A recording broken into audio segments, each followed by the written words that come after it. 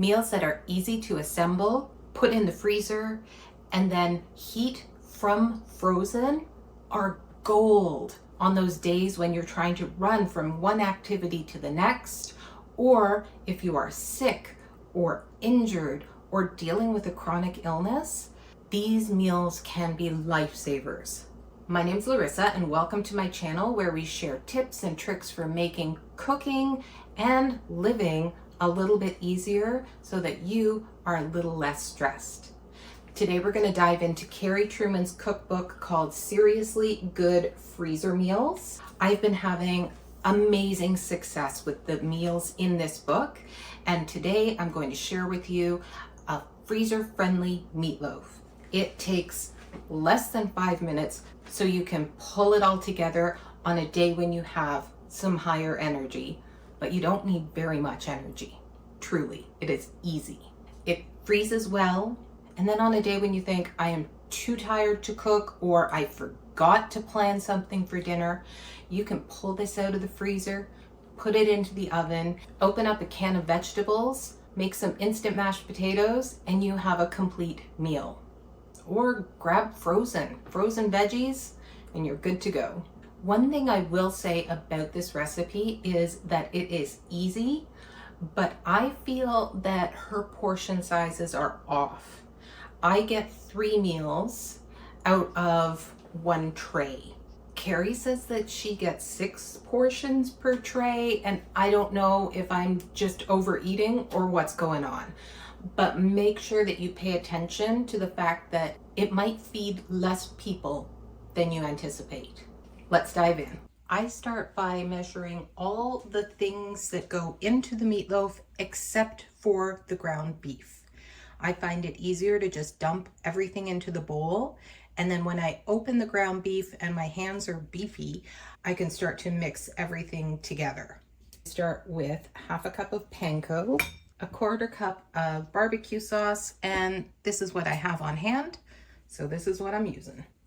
I have put a teeny tiny bit of oil into my 1 tablespoon measure, and I'm going to dump that out just so that it makes it easier for the mustard and the honey to not stick to my tablespoon measure. 1 tablespoon of mustard and 1 tablespoon of honey. I am not adding salt and pepper to this mixture. You do whatever works best for your taste buds, but I find that because I'm using a store-bought barbecue sauce, it's already got a lot of salt in it, and because I'm using the honey barbecue, that is spicy enough for me. I do not need the pepper. And now with clean hands, I'm just going to smoosh this all together. Now I'm just going to put the meatloaf into approximately a 9x5 pan. Now I am having a really good day today. Conceivably, I could put this into a glass or a ceramic pan, something that is not disposable, but I'm thinking about myself on the days when I do need to reach for a freezer meal. Those are not days that I want to have big pans, awkward shaped things that I don't like to put in the dishwasher. The original recipe calls for saran wrap at this point. I am using the lid that it came with. I'm doing this for 2 reasons. 1, I'm trying to use a little less plastic. And 2, right after I say that I'm trying to use less plastic, I'm going to put this, along with the sauce that goes on top, into a large bag so that it stays together in my freezer. Now I'm adding 1/3 cup of brown sugar, a tablespoon of Worcestershire sauce, and 1/2 cup of ketchup. Can I just say to the person who invented this device, good job, buddy. If you're considering investing in these guys, I highly recommend them, but I will say, get the ones that are dishwasher friendly.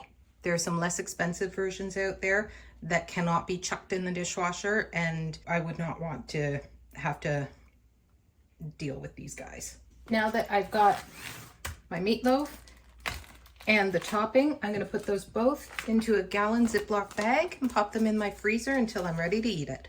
Carrie's original recipe does say to thaw overnight in the refrigerator ahead of time. I don't do that. I do put the sauce into a bowl of hot water so that it defrosts a bit, and then I bake the whole thing in the oven. It takes a little longer, but sometimes I just don't remember to get stuff out of the freezer ahead of time, and that's okay. Thank you so much for sticking with me. I hope this recipe makes it a little easier for you on a day when you're tired, you're stressed, you're hurt, you're frustrated. Hopefully this eases some of your stress. Let us know in the comments if you try this recipe, and remember that you are not alone trying to find some easy to deal with comfort foods.